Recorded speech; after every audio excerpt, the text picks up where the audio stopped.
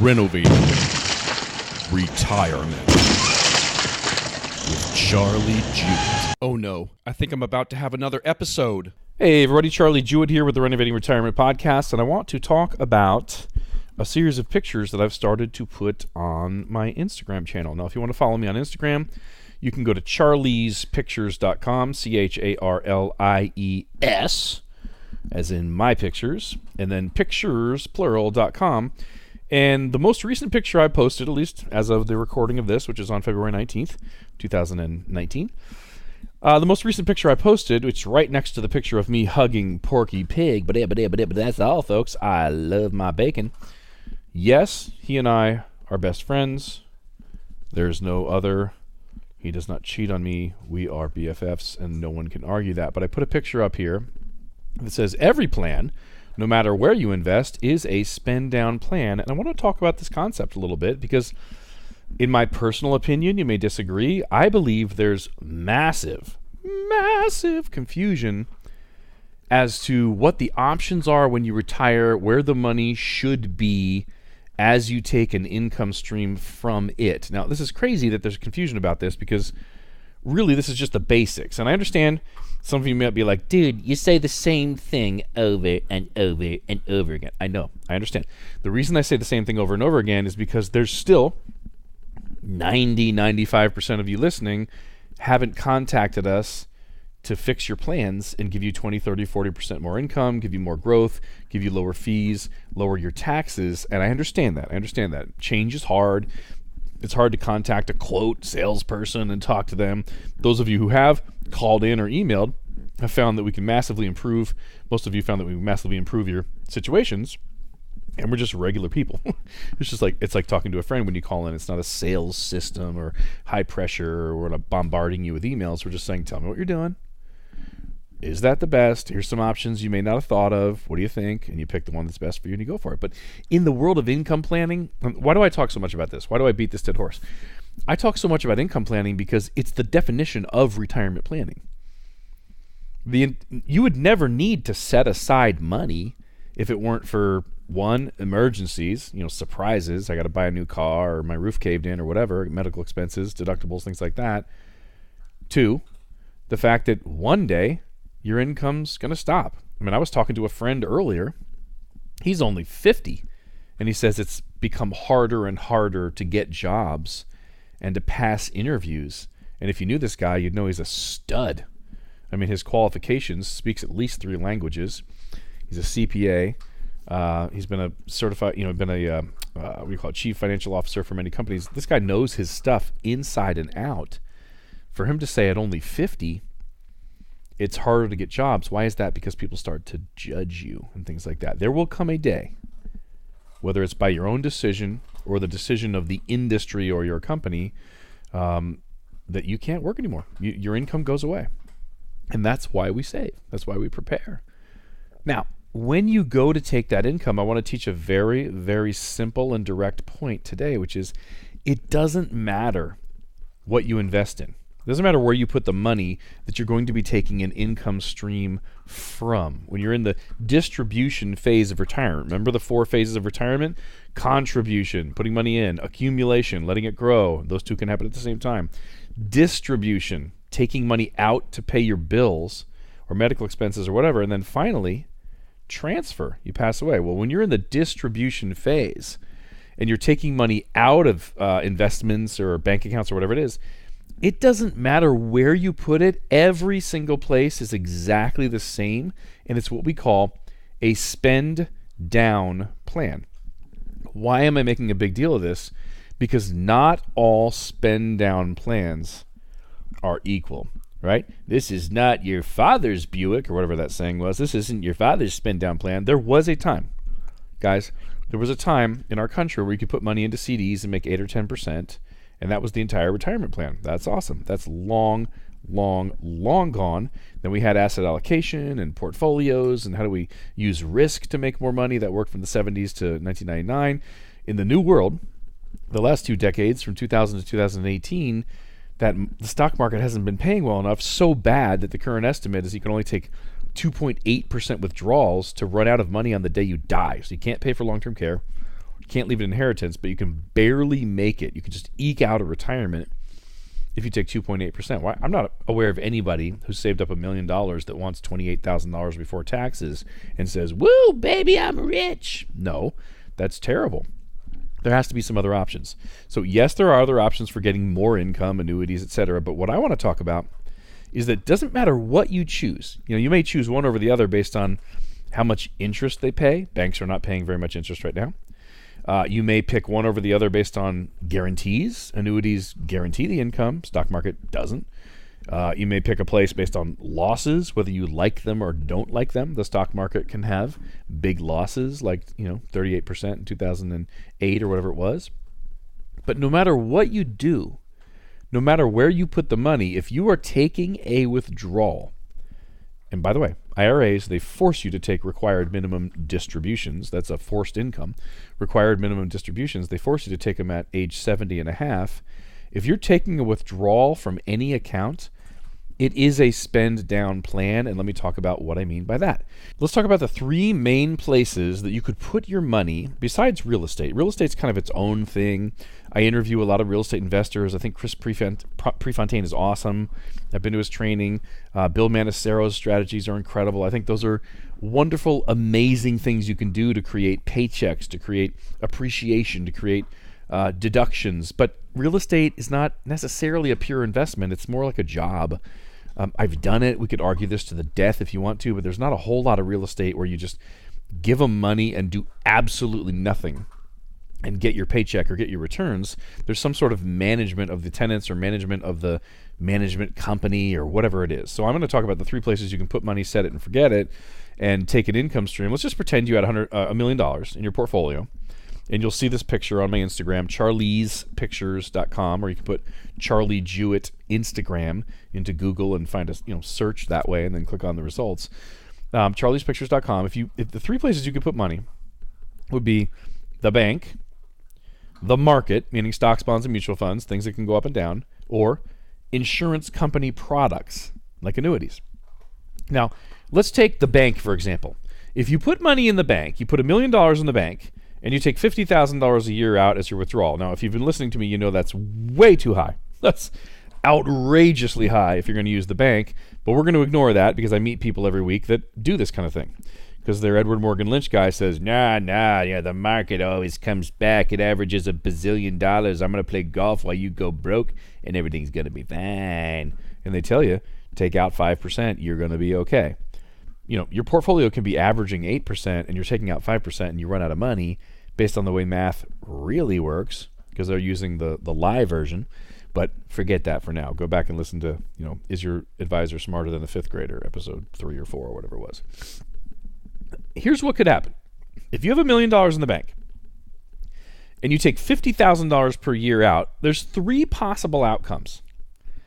The bank could pay you more than $50,000 a year. If interest rates went really high, 6, 7, 8, 9, 10% in the bank, you could be earning more than you're taking out.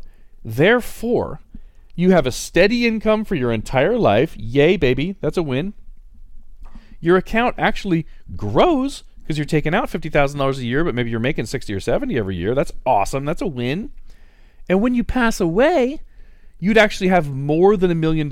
You'd have more than you put in at retirement to leave to loved ones or charities. All I do is win, win, win, no matter what. That's an episode that's going to be coming up soon. But you won in all three accounts. You had your steady income, your account grew, you left more behind to loved ones. Booyah! Now, problem. Banks don't pay 7, 8, 9% interest on savings accounts or checking accounts or CDs right now. But that's one of the options with the bank. What's another option with the bank? And I'm not a clairvoyant. I'm not telling you what's going to happen. I'm just saying another option. You put $1 million in the bank and you're taking $50,000 a year out, which is 5%, is that they go, you know what we're going to pay? 5% interest. You take $50,000 out, they put it back in. You take $50,000 out, they put it back in. You take $50,000 out, they put it back in. Baby, everybody loves it. Yeah. You have steady income for life. Your account stays exactly the same. Right at the $1 million. And to be really accurate, I should switch it up because I know you guys listening, you're like engineers and you like the spreadsheets and some of you are pilots and stuff, and you're like, wait a minute, if you took the money out first, you'd only have 950,000. Is that right? Yeah, I think that's right. And then you make 5% on that. That's not 50. No, okay, whatever. You make 5% on the million, and then you take your money out. Then you make 5% on the million, whatever. Your account stays exactly at $1 million. And when you die, you leave the same exact amount you put in to loved ones. There was no reduction in it. You had a nest egg of $1 million when you retired. They paid you 5%. You took out 5%. It stayed level. So far we have growth. The account grew because you were taking out less than you were earning. And we have flat, where you're taking out the same amount of money that you're earning. All you do is win, win, win no matter what in both of those. Steady lifetime income, that's awesome. In one scenario it grows. The other scenario it stays the same. You leave behind more than you put in, or you leave behind exactly what you put in. Imagine living off $1 million. Takes care of all of your needs. And when you die, you can leave the same exact million to loved ones and go, now it's going to take care of you, the goose that lays the golden eggs, baby. I don't know how to make goose noises, but I could sound like a truck or something in a cartoon. That's awesome. But there's another scenario, which you guys are going to understand, particularly in the bank. And that's that the bank pays you less than you're taking out. Right now, CD rates or savings account rates or whatever, 1%, 2%, 3%, whatever it is, not 5%. So you put in $1 million, you're taking $50,000 a year out, and you have steady income, baby, until you run out of money, until your account hits zero.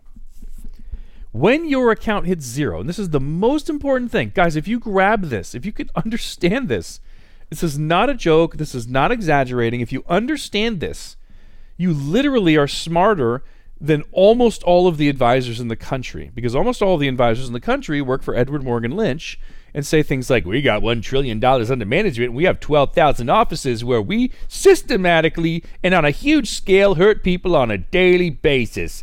Don't you love us? You are smarter than almost every single person in this industry if you understand that if you're taking out $50,000 from $1 million account and they're only putting in $20,000 or $30,000 a year, that when you run out of account, when your account hits zero, your income stops. I know it sounds basic. I'm so sorry. To become a better basketball player, you need to practice dribbling, passing, and shooting. And if you go to practice and the coach is like, let's work on shooting, and you're like, this is so stupid. We've already done this.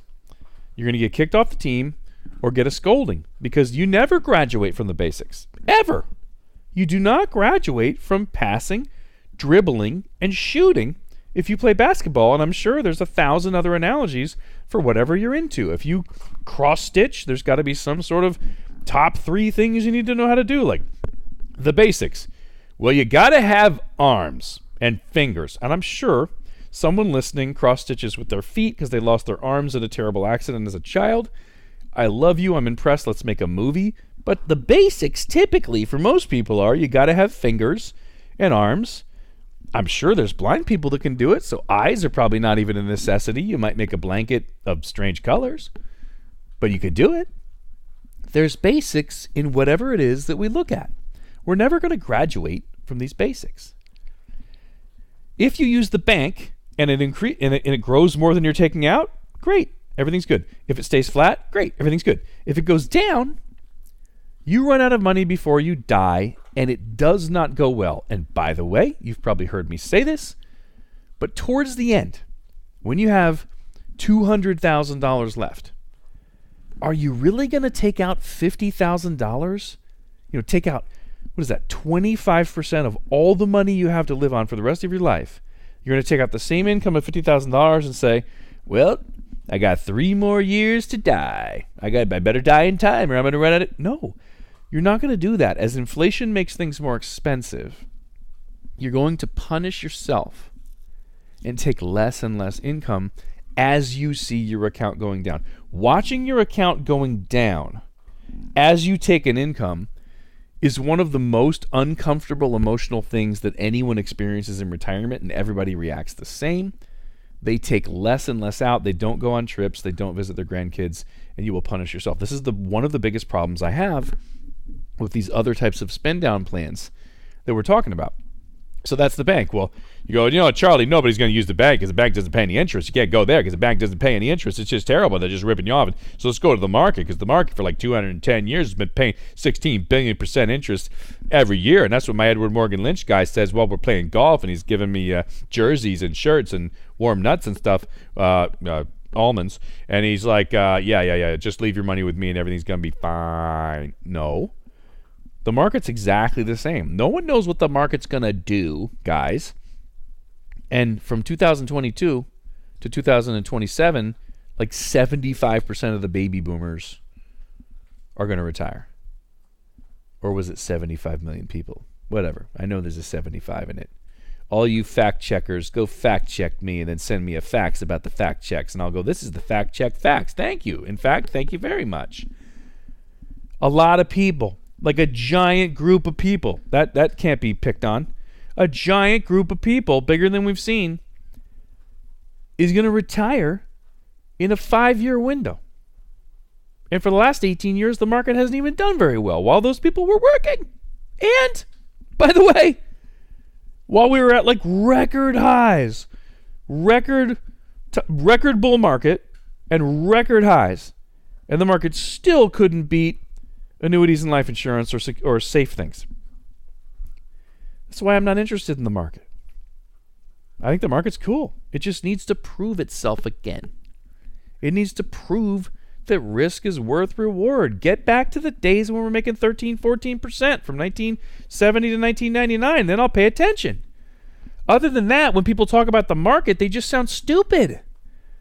Aren't you paying attention? I mean, don't you even look? Like, this is your entire nest egg. And it's sitting there making 2.5 to 4.5, losing money, taking 5 years to recover, lose money again, take another 5 years to recover. You're losing the most important thing in the world and compounding your money, which is time. But listening to your joker broker go, I know you lost a bunch of money, but it always comes back. No. The account comes back, but the time you lost from when you had $500,000 to 7 years later when you're back at $500,000, the 7 years of compounding doesn't come back. And some of the tools that aren't the stock market, that $500,000 could have turned into 700, 800, 900, $1 million, based on historical rate of return. I want you guys to pay attention. I want you to know about all the tools, not to listen to the one and only tool that joker brokers want you to buy because it's what's best for them. It gives them a steady income whether they work or not, and you take all the risk and they get all the money. Doesn't make any sense. Well, look at the market. Exactly the same. Put $1 million into any portfolio. You're managing it yourself, or you buy the Vanguard S&P 500 fund, or God forbid you hire a money manager who says he's the best thing since sliced bread. He or she is. And you risk your money paying for a money manager. What are the three options? You give them $1 million, take $50,000 a year out. They earn you more than $50,000 a year. Awesome. Steady income. Your account grows. When you die, you leave more money behind to loved ones and charities than the $1 million you put in. That's cool. What about the second option? Flat. They earn you basically exactly what you're taking out. Every year you take out $50,000, and they find a way through guessing what the market's going to do and asset allocation and reallocating and moving things around and Ouija boards and getting high and stuff. They make you $50,000 a year. Cool. Steady income for life. Your account stays right about $1 million. When you die, you leave exactly the same amount to loved ones as you put in. This is awesome.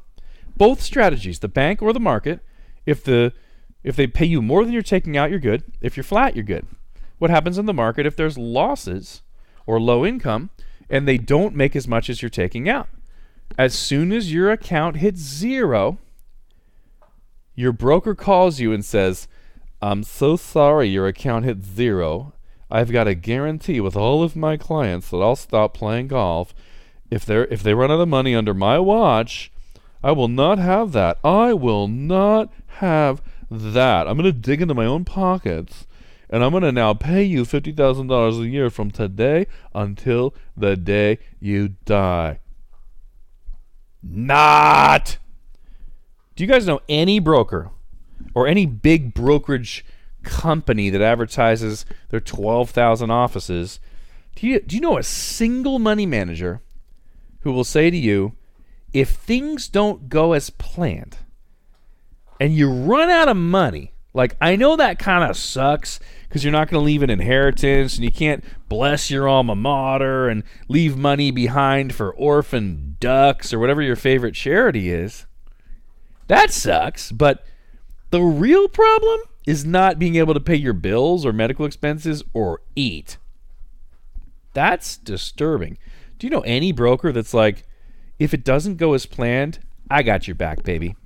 My big giant company with $1 trillion under management and 12,000 offices, the reason we got this big baby is so that if you run out of money and we don't live up to our promises, we underperform, we got you. We're going to pay your paycheck. We're going to pay your bills. Booyah! Do you know any broker or brokerage firm that'll make that promise to you? No. They don't even come close. There's one promise from a broker. I will gamble with your money and charge you a fee the entire time. You carry all the risk. I play golf. If things don't go well, you're screwed. If they go well, my paycheck goes up. And by the way, all of the research shows you'd be better off not hiring me and buying the Vanguard S&P 500 fund on your own. And they play golf. So both the bank and the market are exactly the same. Because what you're going to see is everything's exactly the same. You either make more money than you're taking out, or you make the same money you're taking out, or you make less money than you're taking out. All right. Life insurance. I'm a giant fan of cash value life insurance. But in the world of income planning, yes, it's tax-free. You don't have to pay any taxes on your distributions. But if it goes up higher, you make more money than you're taking out, it grows. If it's flat, you make the same money you're taking out, it stays flat. If you take out more money than it's earning, the life insurance policy will eventually lapse and you will be out of income. The last tool I'm going to talk about, annuities. Charlie, you're an annuity guy. Shut up. I'm not an annuity guy. I'm not a screwdriver guy. I'm not a protein guy. I studied naturopathic medicine. I like proteins. I like vitamins. I like carbohydrates. I like fats. I like all of the nutrients that your body needs. I don't dislike any of them. I was an electrician. I like diagonal cutters. I like hammer drills. I like screwdrivers. I don't hate any of the tools because all of the tools that exist are because someone had a problem that the other tools didn't solve and said, we need a blank. And they went and created it. So that tool is good for that job. So I don't hate any tools. Anybody that says something like, I hate annuities and you should too, you know they're a selfish criminal. And they should never be trusted with even $1 of anybody's money. Let's talk about annuities. You put your money into an annuity. You give them $1 million. And you take a $50,000 a year income out of it that they guarantee through an income rider. What are the three possibilities for your account, not your income, for your $1 million? Well, let's say it's an indexed annuity. When the market goes up, you get 80% of it. When the market goes down, you don't lose a penny. There's no fees except for the rider fee. There's a 1% fee, let's say. Okay, you're taking $50,000 a year off $1 million. One of the possibilities over the rest of your life, it could earn more than $50,000 a year. Wow, you got a steady income. By the way, caveat, not just a steady income. If your annuity truly is growing over the years, earning more than they're paying you, you probably are going to get raises. Most guaranteed income annuity riders have what are called step-ups, where they're like, dude, if your account in the background is making money, we're going to keep increasing your paycheck. We're going to increase your paycheck to 5% of the new higher account value. Wait, what? I like step-ups. They sound awesome. I hate stairs because I'm fat and overweight, but I like step-ups. Step-ups are awesome. So if you're making more money than you're taking out, you're actually probably going to get raises, but let's just ignore that for now. $50,000 a year income, steady income for the rest of your life, that's awesome. Your account grows, that's awesome. You die, you leave more money than the $1 million you put in as a death benefit because today's annuities, the insurance company doesn't keep all the money like the stupid bad guys are lying to you, telling you, because that's the way it was 40 years ago. Today's annuities, when you die, your family gets the entire account value. They get more than you put in. Yay! All I do is win. What if it's flat? What if you're taking $50,000 a year out and the account makes $50,000 every year? All right? Awesome sauce. Steady income until you die. And you leave, your thing stayed flat. It maintained the $1 million. You leave an inheritance of exactly $1 million. Awesome. Ding, ding, ding, ding, ding, ding, ding. Here's where everything changes. What if the market goes down? What if the annuity doesn't do very well? What if the annuity is making nothing and there's a 1% fee coming out plus the income you're taking out of 5%, so you're draining that thing by 6% a year or more? What happens then, Charlie, with your smarty pantsness? That's why I talk this way, because I know what happens. It's the only tool on the planet. Well, I don't do financial planning in other countries. It's the only tool in the United States that if you run out of money, nothing changes. You still get paid $50,000 a year for as long as you both shall live. Do you understand why I get excited about this and why I get so angry at stupid people who lie about the stock market and about banks and lie about annuities and say criminal things like, anything an annuity can do can usually be done better with another tool? Okay. Except for all of the things that annuities do, dummy. Name for me another tool where they say, give us your money, and if we don't perform well, and you run out of money, meaning the goose that lays the golden eggs was shot in the face with a shotgun. There's goose parts everywhere. No more egg laying from a faceless goose. And they say, but we've got other geese, and we're going to give you eggs, the golden eggs. Whatever you need, whatever you were getting from the faceless goose, you can have from our other beautiful geese. We will pay you. Name another investment strategy where they carry all the risk. Say, if you do well, we all do well. If you're flat, everybody's happy. If you don't do well, we will make sure that you and your family are taken care of for the rest of your life. Yeah, you're not going to leave an inheritance like every other strategy on the planet. So they're exactly the same as every other strategy as far as inheritance is concerned. If you run out of money, there's no money to leave behind. I'm so sorry. But we're not talking about inheritance planning. We're talking about retirement planning or income planning. They say if you run out of money, no problem, we've got your back. Who do you really want to be partnered with? The banks who go out of business, pay no interest, and say if you run out of money, tough luck, man, screw you. Or the brokers who say, yeah, we got 12,000 offices, we're going to charge you a big fee, we're going to do a bunch of gambling, and if you run out of money, well, screw you. Or the biggest, strongest institutions in our country, where you can't find any of them that have gone out of business. If you can find a single insurance company, life insurance company, that has gone out of business and not paid their death benefit claims or not paid their annuity premiums, you get in touch with me immediately. Charlie@JewettWealth.com, CharlieJewett.com, or go online, search Charlie Jewett, and find the multiple different places you can get in touch with me. If you know of any insurance company that's ever done that, you get in touch with me. Who would you rather be partnered with? The companies that go out of business and lose your money all the time and charge fees? Or the companies that say, we're so big, we're so strong, we're so confident and good at what we do, we're going to guarantee this income. If you make money, you're good. If you're flat, you're good. If you run out of money, you're still good. Retirement, income, insurance, booyah! Obviously, I've got an opinion on this.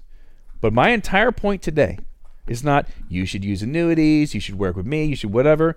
You should. But my entire point is, it doesn't matter where you put your money. They're all exactly the same.